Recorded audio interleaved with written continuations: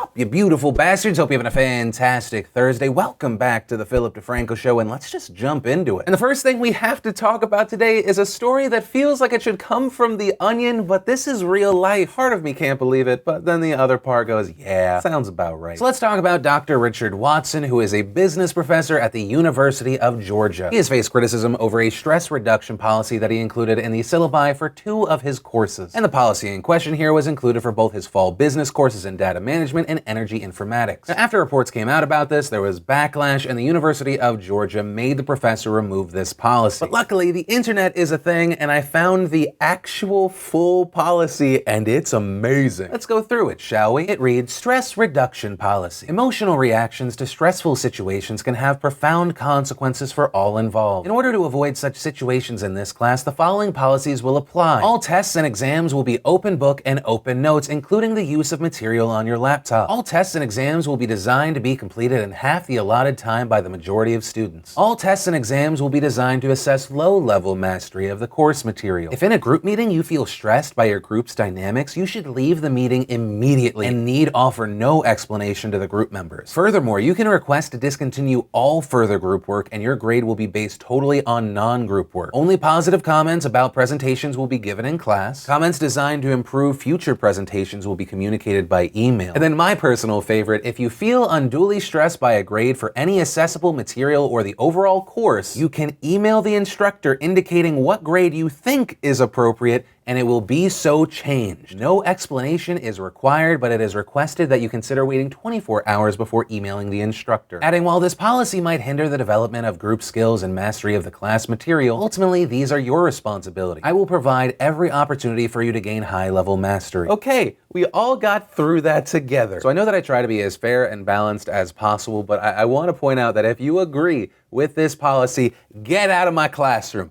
Out now. You failed the course of life. This should not be a real thing happening in the real world. Just to recap, because this professor believes that emotional reactions to stressful situations, they're so damaging. When you're taking something you're graded on, it's open note, open book, open computer. The test is actually designed to only take half the time you're given, and it doesn't actually cover high-level information you were supposed to learn. And if you still somehow fail in this situation where the professor of your class has bent life over for you and spread the cheeks, it's just yours for the taking, but you still fail somehow, you can just hit him up and say, I think I deserve an A, and he'll give you an A. You want to know why America's falling behind more and more? Well, a lot of reasons, but this guy is one of them. But like I said, people found out about this. There was a ton of backlash. The university found out about it. They then released a statement, and to paraphrase it is, we talked to the professor, we told him no, and so he removed it from his syllabus. And so I'm happy that the university realized what was happening, but this is insanity. I mean, I talk about how I hate in society seeing this everyone gets a trophy mentality. Even with my 3-year-old, I make sure he understands what failure is, and on the outside, that can sound like a horrible statement. But failures make us better. When my son and I have silly little races, maybe we're in the pool, maybe we're just running from point A to point B, maybe we're playing soccer. One, I do let him win here like 50% of the time because I'm not a complete dick. When he's older, I'll make him earn every single win. But I win the other 50%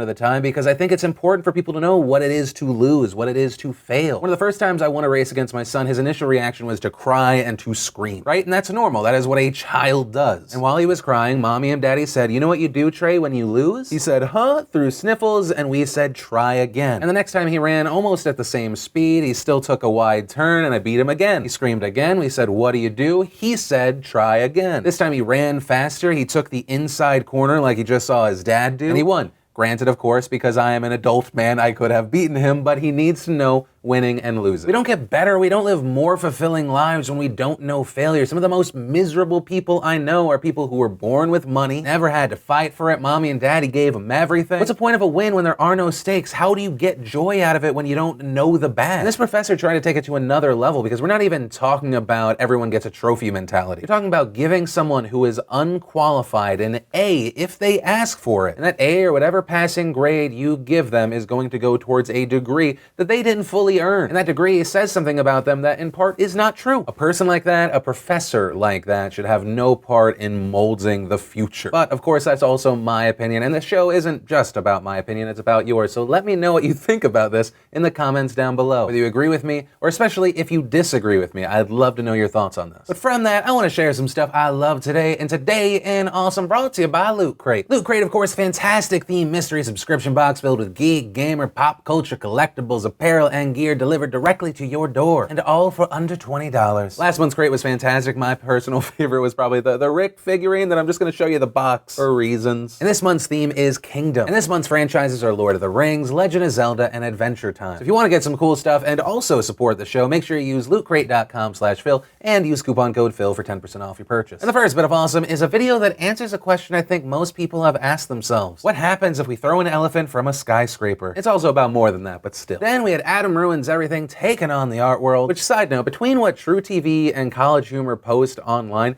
they essentially release 1/3 of every episode on YouTube for free. Then for those of you in the mood for a short film, I present Business. It's definitely a normal short film and nothing weird or shady happens whatsoever. Then we got another episode of Hot Ones that I am sharing because I love them and not because they have nude photos of me that I do not want leaked. I am honestly a real fan of Hot Ones and not being forced to say this or reading a script to say this. If anything in this video seems like I'm trying to get out a secret message for help, it's just part of this joke that I'm making right now. It's not serious. And remember, if you want to see the full versions of everything I just shared, the secret link of the day, anything at all, links as always are in the description down below. Then in news, for those of you that want to compare your life to others so you can hate your life, it's being reported that in the 18 months since Kylie Jenner launched Kylie Cosmetics, she has made $420 million in retail sales. And that's just in the 18 months since launch. This year, they are expecting $386 million.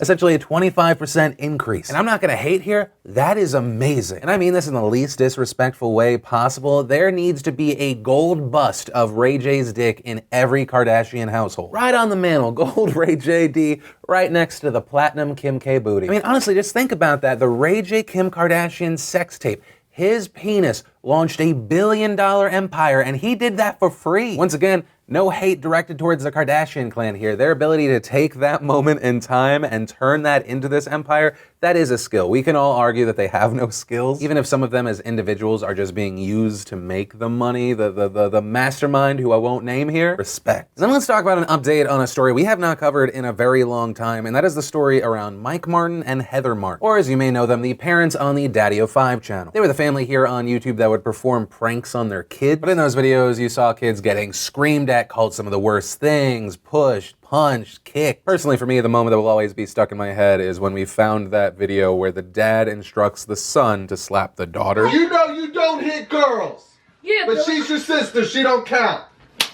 Oh my God! Well, there was a huge controversy. 2 of the kids got taken away by the biological mother. The courts got involved, then there was radio silence for a while. Then the parents came back on 2 of their other YouTube channels. But now it looks like the newest update is Mike and Heather Martin are being charged with a crime, specifically 2 counts of neglecting a minor. I've seen in some places people saying that they were convicted of this. That is not the case. I don't know why people are saying that. Right now, based on these court documents, it looks like they're just charged, and the first appearance is the 1st of next month. That said, it'll be very interesting to see what happens from this case. I mean, if they're found guilty, 1, it has huge implications for them, but also 2, it can mean a lot for other channels that heavily feature children in their videos. With that said, we'll keep an eye out and see what happens next. And then let's talk about esports in the Olympics. It is being reported that as early as 2024 in Paris, esports could be added to the Olympic program. Part of the Paris bid committee has confirmed that they will be talking to the IOC about esports. They're talking to esports representatives. And part of the reason why that might be pushed through is the 2022 Asian Games. Back in April, the Olympic Council of Asia announced that esports will be a medal sport at the 2022 Asian Games. And at the Asian Games, organizers are planning 4 events featuring Dota 2, StarCraft 2, Hearthstone, and a sports game. While that last game's yet to be decided, they say it will be either from the NBA or FIFA franchise. And while by itself that is a big step towards the mainstream, it may lead to something even bigger. And the reason for that is the Asian Games are recognized by the IOC and are billed as the world's 2nd largest multi-sport event after the Olympics. They have 45 national delegations, about 10,000 athletes taking part in the last games. And it's being argued by some that the IOC needs to take esports seriously if they want to bring in a new young younger audience. However, the IOC's president Thomas Bach, whose support is crucial to esports being added as an Olympic event, is less than convinced about it, saying, "We are not yet 100% clear whether esports is really a sport with regard to physical activity and what it needs to be considered sport." And so I'd love to pass a question on to you. Do you think that esports should be in the Olympics? Yes, no, what are you thinking? Because I'm personally torn on. I think for the Olympics, from a business standpoint, it just makes sense. Interest in the Olympics has been dropping. For the 2016 Rio Games, NBC said they averaged 26 million viewers, and that was a drop of 15% viewership from the 2012 game. Meanwhile, the 2016 Dota 2 championships had a viewership of 5.7 million people. That's from just one MOBA. So from a pure business standpoint, seems like it makes sense. But of course, the other arguments against it, there's two. One, people saying it's not a real sport. That I would say, I think you need to broaden your definition of what you think sport is. There are a lot of similarities and it is skill-based. But the other argument, and I feel like it's a more valid argument, is it is not a physical sport. You could also argue that it is dependent on reflexes, critical thinking, honestly, anything to make it more interesting at this point. Actually, last second idea. What if you made them run 100 meters to their computer? Each time you level up, you gotta spin in a circle 10 times. I don't know. Figure it out. And then let's talk about this controversy and backlash coming out of Georgia. The EAV Barbell Club in Atlanta, Georgia has come under fire recently for a sign that simply showcases their policies. Like I said, it's simple. 1, no CrossFit cultism. 2, no fucking cops. The owner's words, not mine. The sign was also shared on the gym's Instagram page with the caption, "We simplified our membership policy. Hashtag weightlifting, hashtag how we do, hashtag fight the demons, hashtag ACAB, hashtag resist, hashtag Dave Castro's a crime against humanity, hashtag ATL, hashtag of course, too many fucking hashtags." I don't know what it is about people in the fitness industry, so many hashtags. Now the owner, Jim Chambers, says part of the reason is the groups who work there are generally minorities and they are uncomfortable with the presence of law enforcement. Also saying the multi-use space serves as a gym but also as a community and gathering spot and meeting place for activists. And he calls himself a lifelong political activist and explains that the policy decision is a political statement. We wanted one space that was just a little different. It's not a,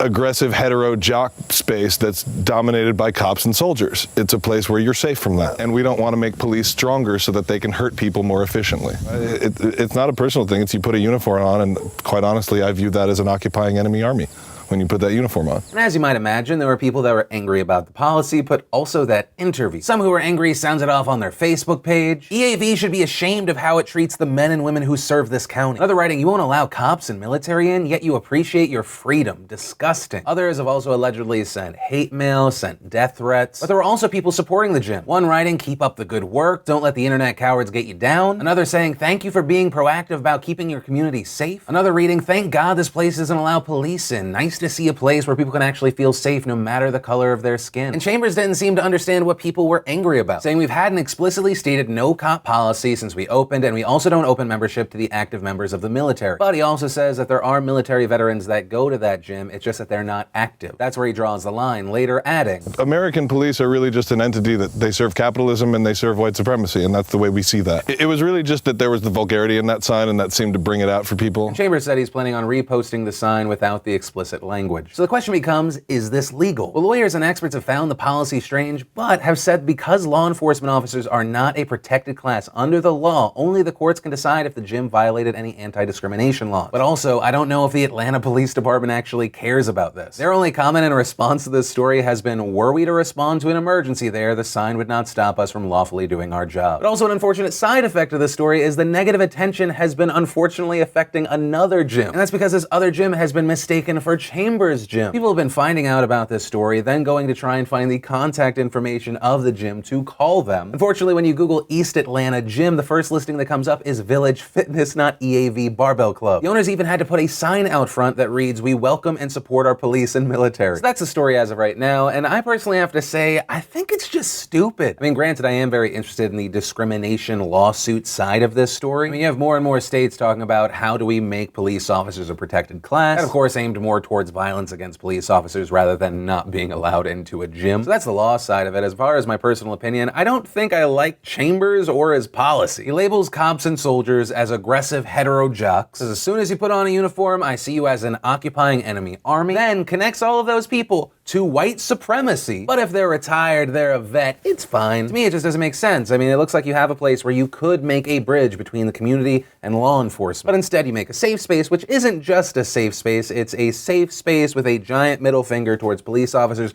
and people serving our country. And that's actually where I'm going to end today's show. And remember, if you liked this video, you like what I do on this channel, hit that like button. If you're new here, hit that subscribe button. Also, if you missed yesterday's show, you want to catch up, click or tap right there to watch that. Or if you want to see the newest behind the scenes vlog, click or tap right there to watch that. But that said, of course, as always, my name's Philip DeFranco. You've just been filled in. I love yo faces, and I'll see you tomorrow.